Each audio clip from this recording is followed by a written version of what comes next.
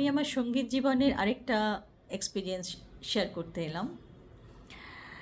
সময়টা ছিল যখন আমি ক্লাস 10 থেকে 11-এ উঠেছি, স্কুল ফাইনাল দেবো। তখন সেই সময় আমরা 11-এ স্কুল ফাইনাল দিয়েছি, আমাদেরই লাস্ট ব্যাচ ছিল। তারপর থেকে তো ক্লাস 10-এ স্কুল ফাইনাল দিয়েছি সবাই। তখন বিহার বোর্ড ছিল, এখন ঝাড়খণ্ড হয়ে গেছে সেটা।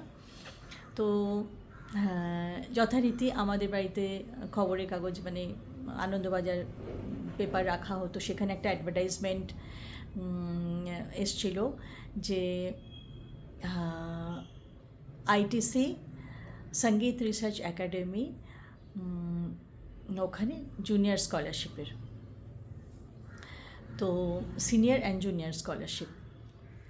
তো যথারীতি সেখানে বাবা অ্যাপ্লাই করলেন, একটা ডেট ওখান থেকে এলো। সেই ডেটে জামশেদপুর থেকে আমরা কলকাতা গেলাম। তো আমি, বাবা আর আমার সাথে যিনি সঙ্গত করতেন শঙ্কর ব্যানার্জি, তিনি এখনও জামশেদপুরেই থাকেন।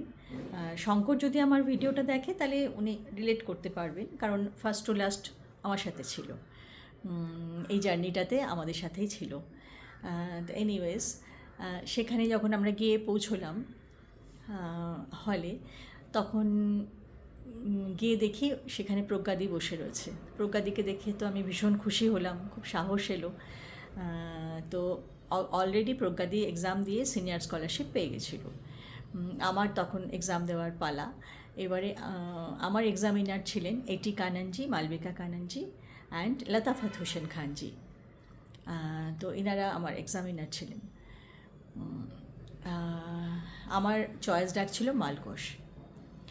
মালকোষ গাইবার পরে ওনারা খুব অ্যাপ্রিসিয়েট করলেন, অ্যান্ড লতাফত হোসেন খানজি আমাকে ভীষণ আদর করলেন, অ্যান্ড আমাকে ওনার কোলেও বসিয়েছিলেন। এটা নিয়ে আমাকে শঙ্কর খুব রাগাতো। তো যাই হোক, এই জন্যে আমি এই কথাটা মনে আছে আমার।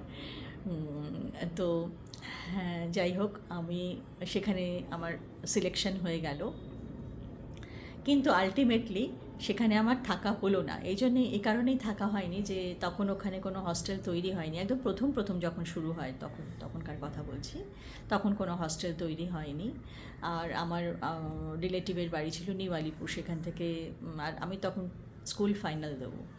আর ওখানে একটা নাড়া বেঁধে শেখার ব্যাপার ছিল। আপনারা হয়তো অনেকেই জানেন নাড়া বেঁধে শেখা কাকে বলে, সেটা আমার বাবার একটু আপত্তি ছিল।